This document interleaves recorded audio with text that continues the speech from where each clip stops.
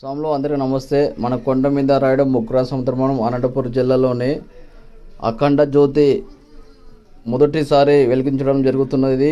ఎన్నడూ లేని ఈరోజు అఖండ జ్యోతి వెలిగించడం అంటే వెంకటేశ్వర స్వామి ఎంతో గొప్ప విషయం అనేది తెలుస్తున్నది. వేలాది మంది భక్తులు దర్శించుకోండి.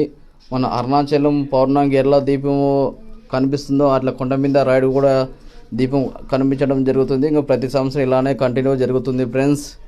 దయచేసి మన అఖండ జ్యోతి మన దీపం చూసి దర్శించుకోండి. ఏం కోరికినా మొక్కినా తీరుతుంది. 100% షూర్. వెంకటేశ్వర స్వామి గోవిందా గోవింద.